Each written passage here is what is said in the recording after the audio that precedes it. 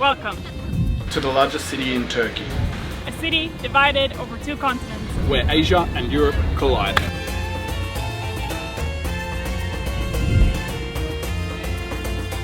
Welcome to the incredible city of Istanbul. Quick introduction, this is Josie, I am Will. This is my friend Nick from Quebec City in Canada. He lived in Australia for the last 20 years. We've known each other for about 9 years. He's here in Turkey for his music. Promoting 2 songs. That's what we're doing here, and we're gonna hop in the camper van and drive around for however long it takes to see as much as we can. Exciting times. It's going to be really good. We are currently here on the west side of the river, which is the European side. Yes. You can see the blue mosque right there behind us. And we're going to go to the Grand Bazaar, teach you some things about Istanbul and Turkey that you may not have known. Where are we going first? Hagia Sophia. Hagia Sophia, let's go.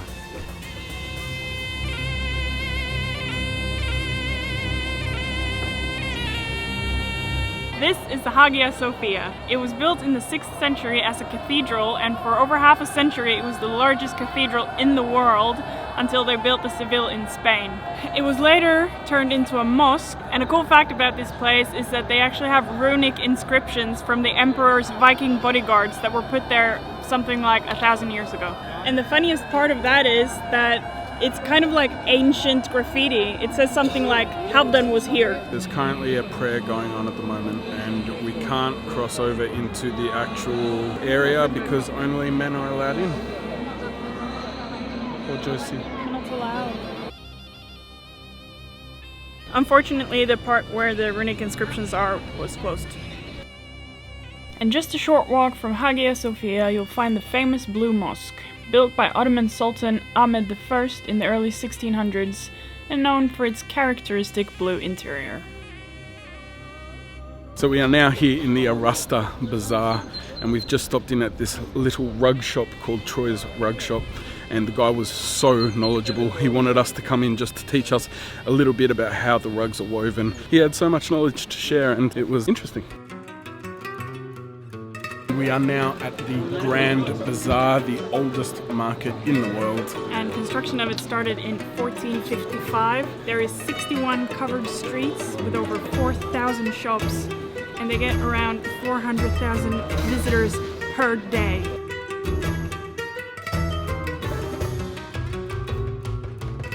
And after 4 hours, it's time to leave and head 10-15 minutes walk to the spice market.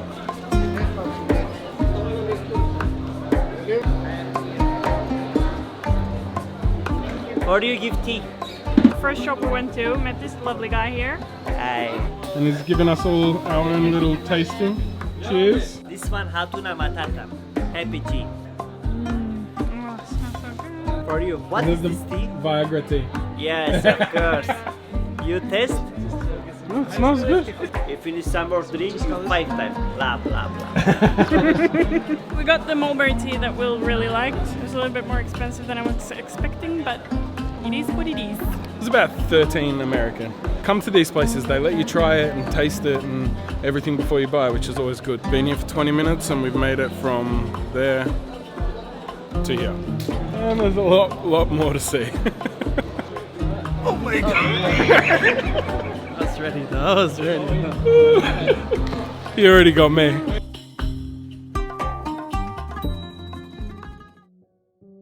Alright, time for day 2 in Istanbul. You ready?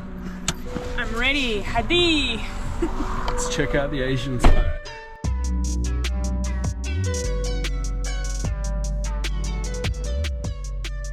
We decided to stop off at Coffee World and get ourselves a coffee, and I like it because they give you a chocolate spoon to stir the sugar. It's cool. Now, time to head to Balat. I guess you can kind of compare it to Oxford Street in London. It's just a hell of a lot of shops. Lots of shops, lots of cafes, restaurants, and it's 14 kilometers long. Yeah, but not that exciting, really.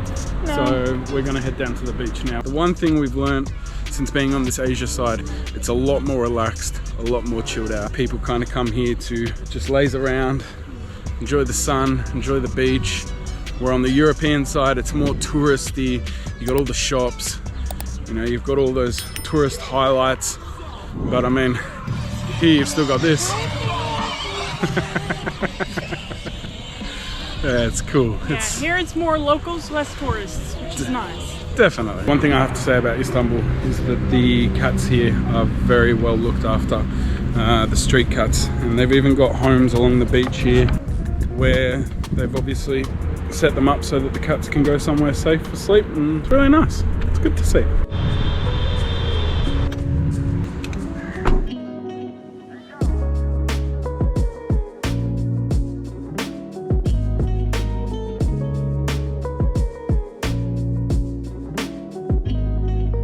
We are now walking along Fenerbahce beach, and it is perfect here. So many couples and groups of friends just sitting around, lazing about. It's like a park. It is really nice. So we're going to quickly run around and try and get to a place where we've just been told by one of the locals it's fantastic for sunsets. So we'll see if we can get there before the sun goes down. We made it down to the waterfront and we're watching the sunset, and it's pretty spectacular, so the guy wasn't lying. No, absolutely beautiful. Really nice.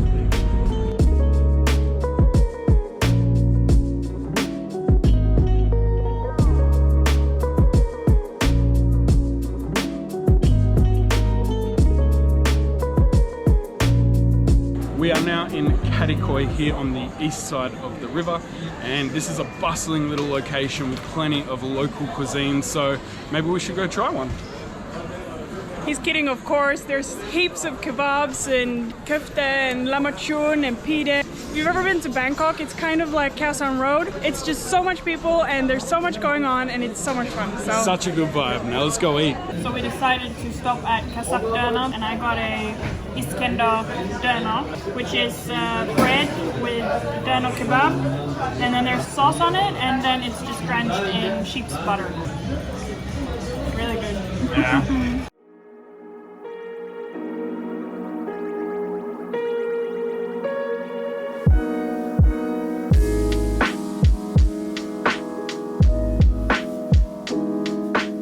And a 10-minute taxi ride from the Grand Bazaar. We are now in Balat. We're still on the European side of Istanbul.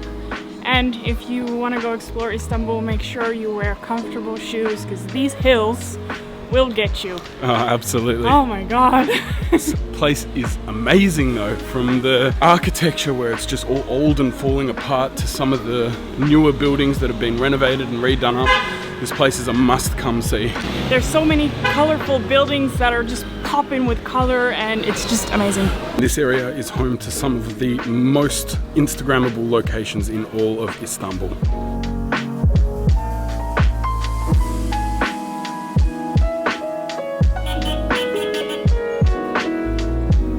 Stopped here at Osmanul for some kebabs in wraps, and for all of us with the wraps and the drinks, $10 US for all of it. Good chicken. If you like the video, like it and make it comment. If you want to subscribe to this channel, you can subscribe or here. We're now at Galata Tower. We were thinking about going up there, but there are so many people and the line is so long, so if we go up there, we're still gonna miss sunset. Like, look at all these people. One of the #1 tourist spots to go in Istanbul. Everybody's out here trying to get their Instagram shots. So a few hundred meters from Galata Tower is Istiklal Road. I said that wrong again, didn't I? You did. Istiklal Road. It's this massive street with heaps of shops and restaurants and cafes and bars and so much people, and there's so much going on here. It's really exciting to be here actually, and it is the road that leads up to Taksim Square, which is also a very popular tourist area in Istanbul. Just feels like we're pre-COVID right now, guys. It feels so nice. Yeah. So good to be out.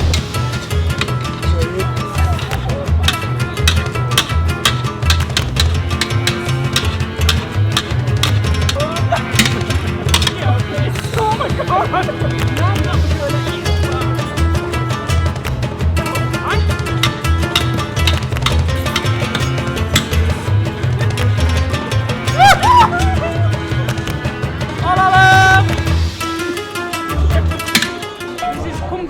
It's like a potato where they mash it up with butter and cheese inside, and then you choose all these different toppings. It's a very common street food in Turkey.